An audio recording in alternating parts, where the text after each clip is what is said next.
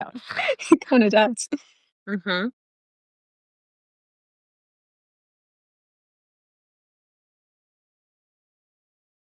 Okay, guys, welcome to today's Open Tabs conversation, our midweek check-in on all things culture and what's taking up space in our Google tabs and our brains. Um, so, as always, I know we're all busy. I'll just hop into it. Um, okay, so first thing I wanted to chat about with you guys is Meta giving us control of our algorithms. So last week, Adam Mosseri, the head of Instagram, introduced the Your Algorithm feature and specifically for Reels. So he's giving us control of our Reels tab on Instagram. And you can now control the topics you want to see more of or what you want to see less of. And then this followed the previous week where Mark Zuckerberg announced that on Threads, you could post Dear Algo and then go into a spiel about, again, what content you want to see more of and then what you want to see less of. So what are our reactions? Is this Instagram Meta trying to de-shitify their platform or capture the personalization that TikTok has won? What do you guys think? To me, it honestly just sounds like when influencers are like, what kind of content do you guys want to see from me? Like, so tell me what you want to see more of. I'm kind of out of ideas. Like, it's really giving that vibe. I wonder. I was thinking about this, and I'm sure you guys remember. I time is a flat circle. Maybe it was a year ago. Maybe it was 2 years ago. The whole make Instagram again, where Kylie Jenner and the Kardashians were all posting about I'm not seeing content from the people I want to. It's all ads. I wonder if this is now a year and a half later, their reaction to that backlash. Yeah. Yeah. And I think people do want control over their algorithms, Mhm. but I think that they want that to be effortless. I think TikTok has raised the bar on what that looks like. And I think that the dear algorithm solve is not not aligned with kind of where people are at. They do want to be in conversation with their algorithms, but not literally writing them letters that everyone can read. So I think the insights are there, the execution is not there. And I think Mhm. they'll probably figure it out eventually. Maybe they'll copy somebody else who has it better figured out, but I think this is an attempt to move in the right direction that is kind of just strange, and I don't Yeah. know I don't know if it'll actually work. I was gonna say, it feels really clunky to me. Doesn't make a ton of sense. I don't know, have you guys customized your Reels algorithm? I also feel like even just saying that feels so silly to me. It's like if you want to have control over something and you want to be able to whatever, it should be your For You page. It should be what is being served up to you. The fact that it's so specific to Reels, I don't really understand that. On the same token, though, I will say, just in my own bubble of short form video consumption on Instagram, and I actually will say Facebook. I use Facebook quite a bit actually on my mobile Facebook. Um, I think that they have evolved the algorithm even at its baseline. It's definitely for me feeding me more content that it seems like I want.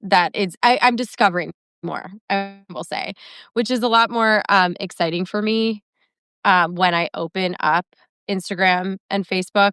I find myself sharing in my broken down small chat groups of various different friends. I'm excited to discover new content and then share it with them, which is something we talked about in our last open tabs. Just this idea of content being of value to a group, and that when we talk about WhatsApp and whatnot. So they're definitely focused on it. They're definitely evolving it. But this latest cause for a press release announcement doesn't really make sense to me. I don't know. I mean, they're trying to hawk threads and reels to their audience. And it's just funny because, whenever I talk to any of my friends or people I work with about their feelings about Instagram as a user, it all goes back to like the chronological feed, and like people miss that so much. And that was the whole point, I think, of like the make Instagram movement. And it's funny if this was their reaction to that, to be like, so we know you guys want chronological feeds, but instead we're going to make you post to threads and customize your own reels tag. Thanks. We didn't ask for that, but thanks, I guess. I also think that they should be leaning into personalization, but maybe not personalization of the algorithm. Like I've seen that they started testing like artist profiles where their backgrounds are different colors. Like at one point, Olivia Dean had like a pink one, and I feel like that would be cool. Like people would want to be able to change their backgrounds if that's something that Apple's introduced in the texting and something that they have in the actual DMs. So I think they need to lean into that type of personalization that's more overt versus the content, like putting the content personalization back on the user. It's definitely a choice, and I don't respect it. Yeah. On that note, I'm just like curious, what are both of your takes on threads right now? Like if you were part of the threads team and you were like developing it, where like how would you describe it? Like how would you temperature check it right now? And like as we're rounding out the end of the year and we're looking to 2026, like what would you do with threads? I have to admit, I don't have a lot of like insight into threads because my business partner Kaylee's on it, and so she's covering that. And where I stand is I refuse to download another app for Instagram. I don't have Facebook. I'm off of Facebook completely. I've been off of it for years. I have Instagram just because too many of my friends are here where I can't leave it. But I don't want Instagram to have a larger part of my life. Like I'm looking to get away from Instagram, not to adopt more ways and pathways into Instagram. So threads, I think, serves a purpose that I'm hearing it more and more, and like people saying, I saw this on threads. Hi Ernest. And also like Hi, Ernest. I saw this on threads, and I get sent threads, and I'm like, screenshot this and send it to me. I'm not clicking this link if you really want me to see it. So I think, again, Meta's too big to fail. They are going to make threads a thing, but it's an uphill battle. I think that they're not offering a differentiated enough use case. They don't have the user trust like we talked about last week, where they're always canceling things left and right. God forbid I go on threads, rack up 10,000 followers, and then they're like, okay, we're done with this now. And then I'm going to be like, well, that was a waste of my time. So I think they need to integrate threads into the actual Instagram app if they ever want to see any actual movement on that. Yes, I 100% agree. Megan, you like mentioned this, like how Instagram will give you like clickbait of threads. Like they'll give you like the juicy beginning and then it cuts it off. And I mean, this is like kind of a niche complaint, but like, being in digital strategy, I'm logged into like clients' thread accounts. So like, I'll be like, oh, clickbait. I'll click on it. And then like, it takes me, I'm like, no, I don't want to like go to my client account. And then it's like kind of a pain to switch. I feel like Threads is finally like breaking out of I feel like it had like a chip on its shoulder for a while because it was like a lot of the people who left Twitter. And it was a bunch of people saying like, this is so much better. Like, look how happy this community is. But I didn't feel like there was a lot of community actually there. Granted, I don't spend a lot of time like in my personal time on the platform. But I do think like they obviously are making like a concerted effort. They're like, this dear Algo thing. I think they're launching like badges for people. So like they're trying, and like communities. So it kind of is like, oh, is that like Reddit? That's interesting. So yeah, I agree with Megan. It's like too big to fail, but I just like, I don't know if like the old Twitter can be replicated, and chasing that, it's just not going to work. Yeah. And I think to your point too about how you always are running into like getting clicked out and then it's like, okay, now you have to log in. I think that's so dissatisfying. Yeah. I think that's something Kaylee and I were talking about this when it comes to paywalls and reading articles. Like we're down to pay, but it's just like there's so many different ones, and like it's so annoying where you're like running into a paywall because you're on this email address versus that email address. So you have to switch over to your work email address versus your personal. And then it just creates this situation where like you're perpetually dissatisfied because you're always running into roadblocks with this brand, and you just are like, I'm just going to go where things are easier, you know? So I Yeah. think gatekeeping this on a separate app, they're, like I said, eroding that trust, like what little trust they had with the user. And like that's already a thing. Like people open Instagram, feel bad about themselves, close Instagram. Eventually they're going to stop opening up Instagram, you know? I know. Well, I mean, like the way people are getting into threads has to be like by far majority through Instagram, right? Like that's what's driving the activity to threads. And to everything that you guys have said, like that clickbait, like that's working. Obviously, that's working. Like, I mean, I'm guilty of it too. And I finally, like, actually resisted making a Threads account for so long until I was like, oh my gosh, like, okay, fine. And I actually have to give them credit. It does feel like they are getting some good thought leaders that you know, like that have strong points of view and they're sharing it on there. But I just wonder, yeah, like stepping back for a second, is there a smarter way to be doing this? Like, why not keep people in Instagram? And like, is there a different way to like evolve that in-app experience so that you could have like a text-based kind of interface, right? Yeah. Like, could there be a Threads tab in Instagram? Yeah. And like, could you sort of evolve it or like envision it in a different way where you're able to sort of jump around and like that's the space where if you have a hot take on something and you're watching like Dancing with the Stars live and you want to like just kind of share it and be in community with people doing that, like that's where you go. I don't know, like it's interesting to me like the decision, like I can see the decision making to create like a completely separate app. It's like a whole new product with a whole new thing, with a whole new, right? Like we talked about last time, Megan, it's like a whole new a whole separate advertising ecosystem. Yeah. Um, but at the same time, like I just wonder if there is like I don't know, like could you have both? Like, you know what I mean? Like could there be ways into that world through Instagram too? You know? I don't know. Interesting. TikTok is experimenting with text-based content. I don't know if you've seen this, Emma, but I'm getting pushed a lot, like create this type of content where they want you to like type something and like have words on just like a white background. That's like something that they're oh, we're getting some tea from Ernest. You're describing the YouTube Shorts approach.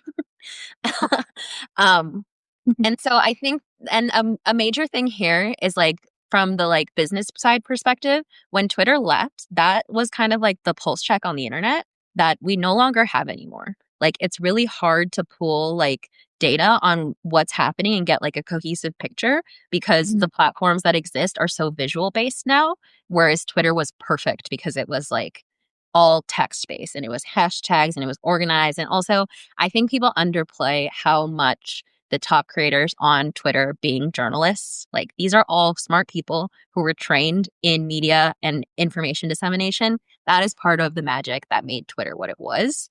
And like you can't just make a new platform and then expect it to just happen again. Like it was a unique moment in time that you just can't simply replicate just by saying you're doing it, you know? I think you're totally right. I also think people are too like personal brand conscious now. I was gonna say like Yeah. the messiness of like old Twitter, I will see on people's Instagram stories because it goes away after 24 hours. We can be like more off the cuff and like say our hot takes, but now everyone has a personal brand and everyone's scared of being like screenshotted. So I think that like describes the threads feels very like sanitized to me. And it's just not like grabby. Boring. Yeah. Yeah. Yeah. Were you guys big? Did you guys ever tweet? Were you Twitter users? Mm-hmm. I was a lurker, but I had one of my friends was like a huge Twitter girl. Yeah, she was a huge tweeter. And I don't think she does it anymore. I think she like officially left the platform. But it was funny. She like is Yeah. to this day one of my closest friends, but she had like this whole other second life on Twitter. In my 20s, again, we had talked about this last week, that just Millennial like lifestyle. the millennial lifestyle of my 20s, like Mhm. my Twitter feed, like even now, I went back to like look at what it looked like. It was insane. Like I would put everything on there. And it's so funny. Like, I don't know if you guys ever go back and look at your old social media. Like I just like want to melt. It's like so cringy and awful. Like things that I would like status updates on Facebook. Like what was I thinking? Like, are you kidding? That's why I And deleted my Facebook. I was like, ew, we need to I know it's burn it. awful. And I all know of like it. there's something like with my Twitter, like I have friends who have deleted them, like their entire, history, or Yeah. I think you can make it private or whatever. And I mean, like I had a verified account for a while too. That was pretty exciting. Like when I worked at CNN. Um, but like there's something about me that has like prevented me from like actually deleting it. I don't know. It feels like a time capsule of like looking back at myself in like a very distinct era. Um, I don't know. I there's probably a To way your to archive point, it. to your What? point about like being verified and that meaning something to you, I think that's also something that's kind of been lost. And I wrote about this for the piece we have coming out tomorrow about fandom versus like mining a fandom versus creating a fandom. And I think that there's this like, if you had to like kind of like be inducted into something, like you have to go through the steps of like, I earned my place in this community. I feel like that matters. And I feel like that was more of a thing in the Twitterverse. And like, it was kind of like the community leaderboard of the media world that like, it's just not happening on any other platforms right now, like in the same way. Oh, total. Well, I mean, the ability to buy it is like Yeah. what changed it. Like, of course, I mean, even now, Twitter, I think you can like buy your verification. Yeah. Yeah, Um, we're talking about our example that we use is the solid core. So boutique fitness, and they do solid days, which is if you do 10 classes within a given time, you get a free crew neck sweatshirt. Like you can't buy this sweatshirt. And everybody wants this sweatshirt so bad that they're like going to the classes at ridiculous times and like oh killing my gosh, I themselves love that. in snow. But it's like just to get a sweatshirt, but it's not about the sweatshirt. It's about like, I did this. I so belong in this community that I have this to prove it. And you cannot buy this. You have to like blood, sweat, and tears do what I did to get it. I feel like that's what people are actually wanting from their social platforms that they're just not getting. It feels so arbitrary and so pay to play. Like TikTok, every time I post now, it's like, hey, you want to put $5 behind this and get it seen by more people? And I'm like, no, I don't. Thank you. Oh, I know. I mean, first of all, like the boosting of content is like, I can't. Like, I feel like we have so many clients that always ask us like how to do that. And I mean, as I've always said to you guys, like I like understand it. I feel like it's an art form though that like is ever evolving. Like people who focus on paid media and like how to do it and like how to do it effectively and how to do it in a meaningful ongoing way, because it is such a slippery slope. Like the minute that your platform starts to pay for exposure, then you are fed into a funnel that you didn't even know Yeah. existed yet. Yeah. um but it is hard and it is complicated, and like I think that that's also something to think about too, and we should keep our eyes on as sort of Substack moves into this new sponsorship era as well. I think that that is an element kind of tied to, again, what we were talking about in our last call with that news that came out about how now they're opening up more sponsorship opportunities, which obviously more advertising opportunities for the platform. But it does sort of affect, and it changes the sorry, I am getting inundated with spam calls, you guys. It's like I actually almost took a screenshot and shared it to my Instagram stories. Like I don't know what like phone number list I'm on or who has it, but like it's like every 20 minutes I'm getting a random phone number. Sorry. Anyway, yeah, just like what happens when advertising and sponsorship and like boosting and all of that gets introduced into an ecosystem. It really does sort of change everything. Okay, so I love that. I love that transition from meta to like boosting content. That was a fun conversation. Okay, next topic that I wanted to talk to you guys about Wall Street Journal article about how companies are desperately trying to hire storytellers, and that in the past year, there's been on LinkedIn, the amount of job postings containing the word storyteller has doubled in 2025. Ooh, value. Mm-hmm. This is the lingering value of Wrapped and recaps. It's one where you can show fruits of your online labor. Yes, totally agree. We talked about that a couple weeks ago. Again, time is a flat circle. I can't keep track. But yeah, it's a badge of honor. It's like, look how cool I am. Like, look what communities I'm in. And it's really like, it's like how we spend so much time online, whether it's like on Spotify, on Instagram, on what once was Twitter, now X. It's like people are living their entire lives online. So it's like, this is the culmination of my life in the past year. Here you go. Mm-hmm. Well, also, I mean, it's just another way to get at like self-serving behavior and tendencies, right? Like people love to talk about themselves. People love to learn about themselves. And so just this idea of being able to like mine the data from a social platform and then like serve it up to users in a way that then they can share it, like that's brilliant. And obviously like it works. And I actually think that if we were to do a brainstorm on that and really like pull out a million different ways people could use data. Remember we were talking about like even like the health app on your phone. Like I think that like I actually think if I were to be like predicting or whatever, I feel like the more that companies can do that and like look at like the data and then how you can like serve it up to consumers in a way that is like of value to them, whether it is like just personal learnings, whether it's shareable content, whether it's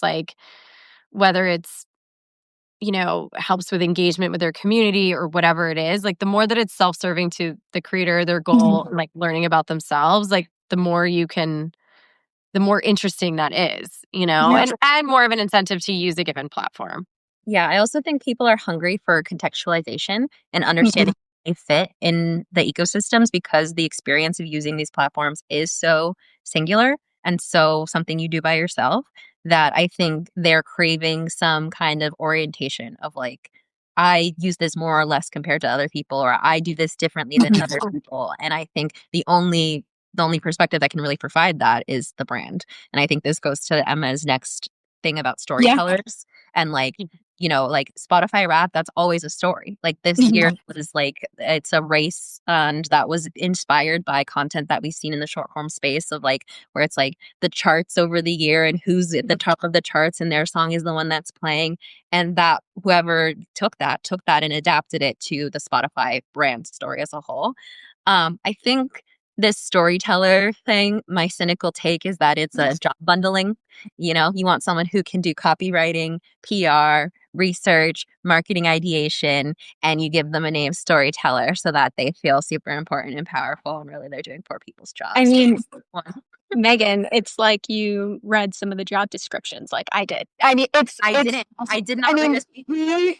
We always, I feel like we'd often, not often, but we do like talk about the plight of the social media manager where you're expected to be a copywriter, Yep. a PR tech, a comedian.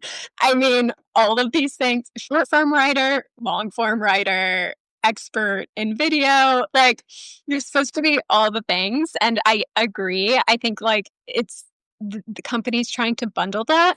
I wanted to pull out like this quote, which I think goes to that. It from the article. It's more common now that I get on the phone with CEOs and they're proactively coming to me saying, it sounds like I need a content strategy. So it seems like, yeah, finally. I mean, social media has only been around for what, 20 years? But I mean, in the article, they frame it as like, people are burned out from like AI, and we saw like last week we talked about it in Cultural Gems, like McDonald's Netherlands put out an AI video and it was so bad they had to take it down. Like, I feel like it has to be like bad for a company like that. You should be like, oh, engagement, like you were talking about last week. But it was bad and they had to like delete the video. So my question for you guys, like, are people like storytelling? Obviously, Spotify and their Wrapped is a great example of like strong brand storytelling. Are there any other like companies you think do well or like tactics that you work? I feel like it's harder than ever because consumers are so smart. Like everyone's spending so many hours a day on social media now that it's a lot harder to get it right. I was going to say, I feel like this is also in response to um, the LinkedIn of it all and how more and more companies are creating employee specific social media strategies. And then also nurturing and obviously hiring in-house creators of sorts. And like, I think that it's like, creator has become this like buzzword, but like, I think this idea that like, you know, having people who work at an organization who can tell the company story and who can like storytell and create content, it's like, I think I think it's evolving more into like hybrid types of roles, right? Like to your point, Emma, where it's like, okay, I'm this like person who does PR and I do this and I do this and I do that.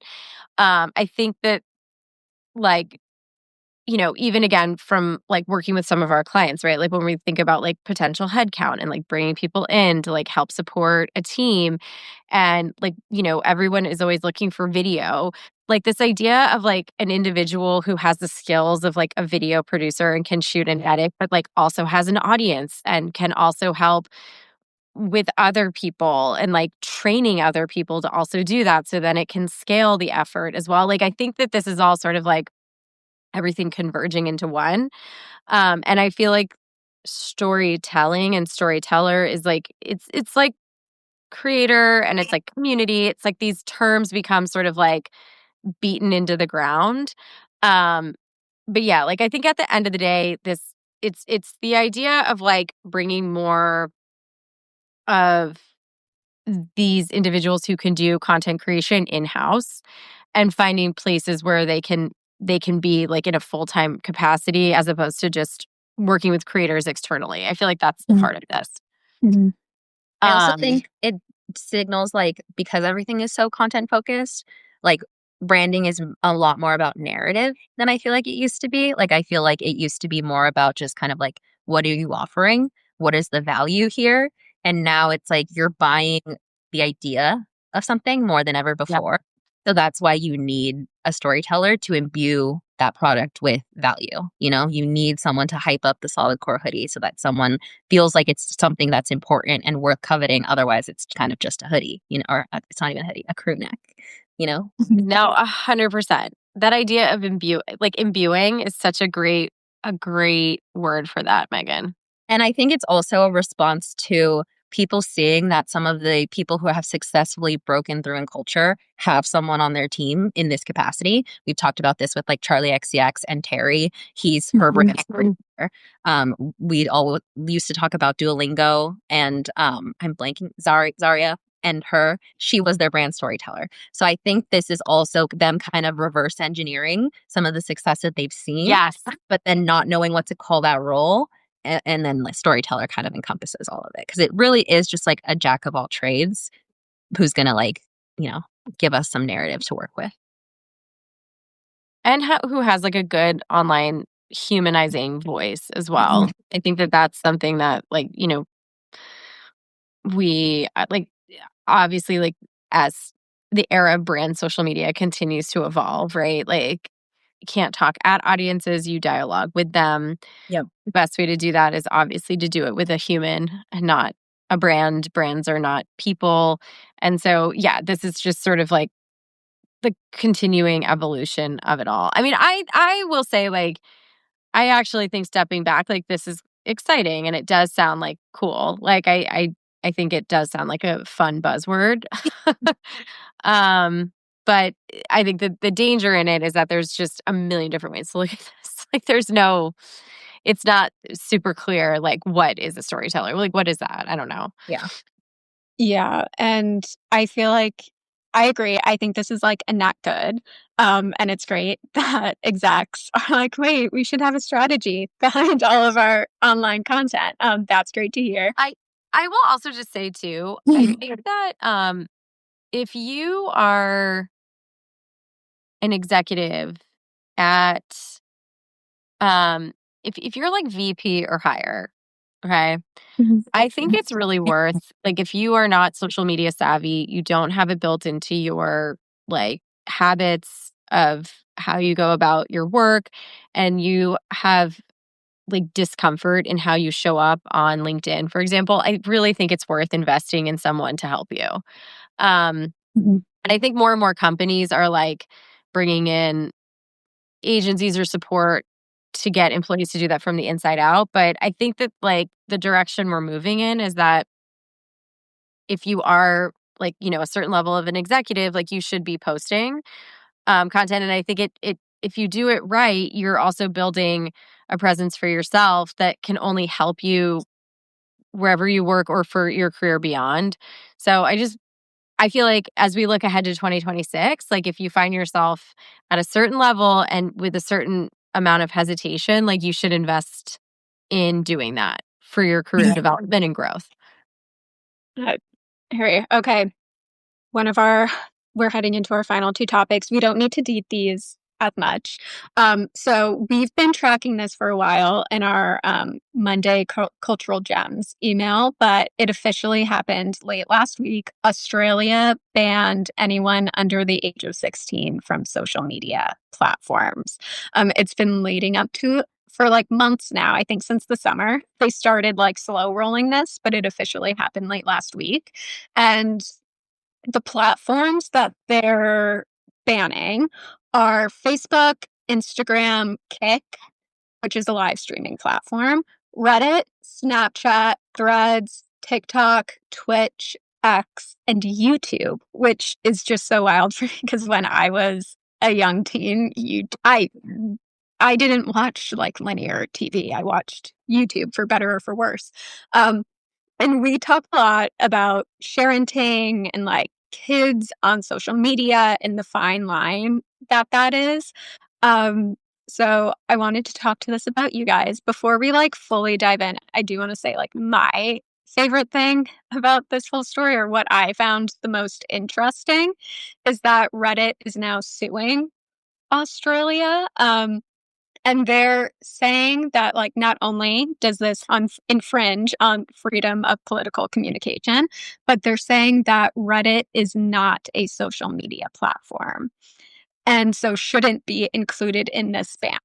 So it's Reddit says that for an interaction to be social, it has to happen because of a particular user's relationship with or interest in another user as a person. So in most cases on Reddit, the identity of the user isn't known to other users. So because Reddit is a largely anonymous platform, it is not social media. So I would love to get your all's thoughts on this story. I think it's a net good that they're making moves to protect kids, but I don't know if this is the solution that's going to work. Just like having been a teen myself, it's like so Mhm. easy to get around this and like, like what is this really going to change? I'm not sure. But Reddit is definitely a social media platform. I feel like I don't subscribe to their definition of social media. I think social media is anything you have to make an account for to interact with other people, and you have to do that on Reddit. And so, yeah. Yeah, memes. Do you have any thoughts? Yeah, I mean, I think I agree. Like, I'm glad, as I've already said, that, like, I like this. I like that Australia is thinking about this. I think that it feels like a big statement. I'm sure that as they did it, they knew it wasn't going to be an easy road. Um, but yeah, I mean, correct me if I'm wrong though, like, you can still use Reddit, like, like you can, I mean, I have a Reddit account and so I'm constantly logged into it. But like if you Google something and something's posted on Reddit, like can you not just access all of it? You can view it all, but you can't comment or like add to the conversation. But you can still like view and consume content. I think if some like Reddit has labeled something as like explicit, I think it's like, behind a screen. But for the most part, they should still be able to like see the majority of Reddit content. I guess the question also is that like when you sign up for a Reddit account, another thing I don't remember, but like do you have to like give proof of like your age? I think they just ask you your age. Well, So I think this law would require there be some sort of more strict age verification of all of this. And so far, kids have been able to get around that by using like their parents' information and older friends. Some of them have even used like AI to do that. So it's funny. A young girl, I think she's 14. In the article I found on this, she was like, "Oh, it was like dark for like 2 hours, and then everyone was back online again." Yeah. Yeah. Well, first of all, I like specific to Reddit, like I don't know. And now I'm actually curious, like what their user breakdown is, and like age wise. Like I'm curious now. Now I want to know. And clearly they're upset about this, Yeah. so that's very interesting to me. It's also interesting just the anonymous nature of Reddit as well, versus some of these other platforms. I think Yeah, I will Reddit. say I'm just okay. I'm gonna agree with Megan's take, like for sure. Like Reddit is a social platform, Yeah. 100%. It's a gathering place where people are in like conversation and they're sharing information, whether it's like a thought, perspective, just part of a discussion or whatnot. Um, and I do think that like from at least my limited experience with Reddit, like it's very deep divey. Like you can find yourselves in like interesting corners of the internet. So like I think that the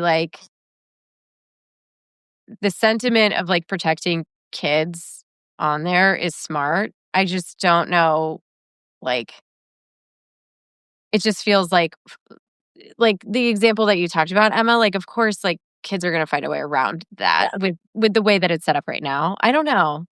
Yeah, I don't know what I don't know what the answer is, but I think that this is like macro good, but this is so complicated. Yeah, I agree. And on the Reddit, because Reddit is probably the platform besides TikTok, because I do get sucked into the endless scroll that is TikTok. But the social media platform that I use the most in my free time. So I love Reddit.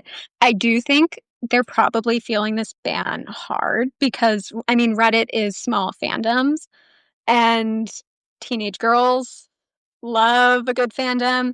Gaming is very big on Reddit.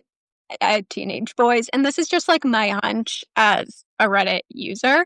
I will say that Reddit came out in an article. I believe I included it in Cultural Gems, or maybe I flagged it for next Mondays. So stay tuned for that. That the fastest growing demographic on the platform right now is like young women.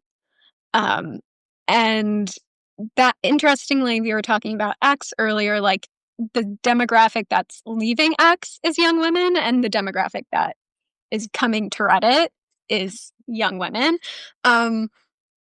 But yeah, so it's interesting. But all that to say, Reddit is 100% a social media platform. But I appreciate them trying. I'm sure this hit them hard. Okay. Final topic. So, programming note. This is our last live conversation of 2025, but we'll see you in 2026. So, as we close out the year, question for the group and everyone, feel free to drop it in the chat. What do we want to leave in 2025?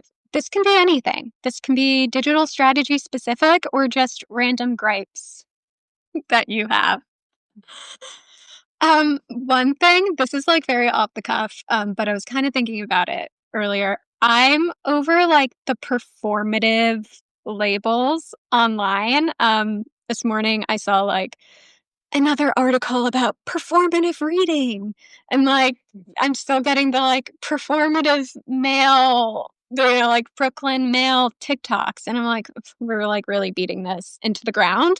And I think like all the world is a stage. We're all performing constantly. We're performing right now. And it just feels hypocritical and like lazy. I love it. I love that. For me, I would say nostalgia marketing. I Mm. think that we're in You have been over nostalgia.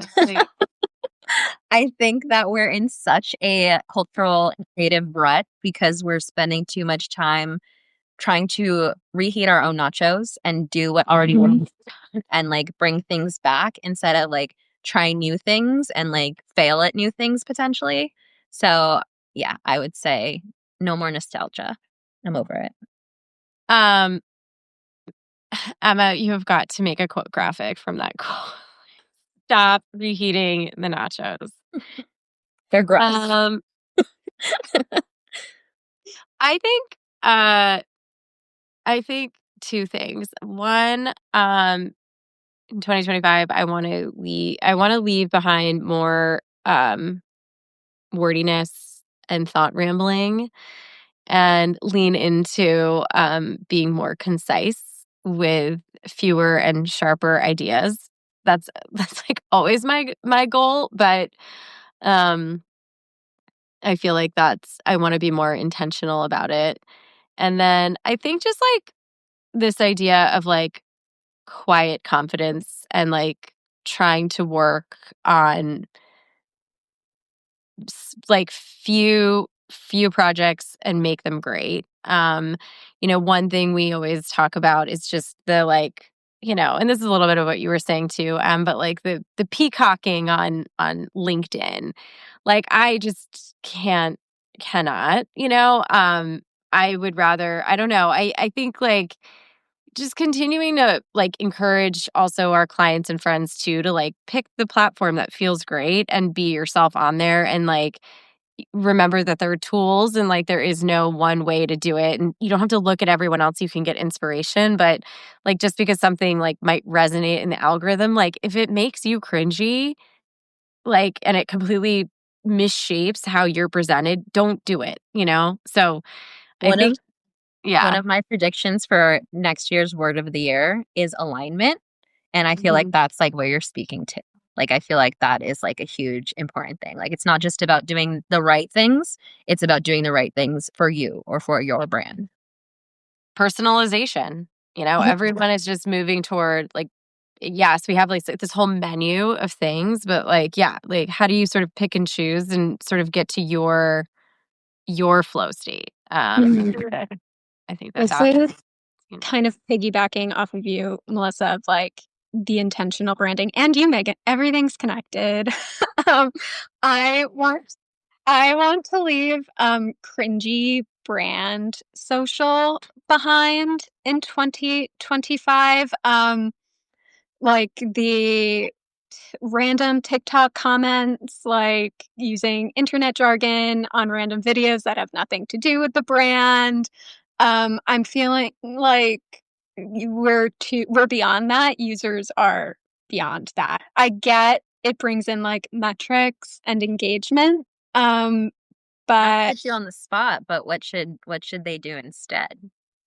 I feel like at the very least, like be intentional with like if you're going to be in some random person's leave behind cynicism about the internet, but not about the company's side. Exactly. Yes. Yeah, I just want more like intentional and not engagement farming.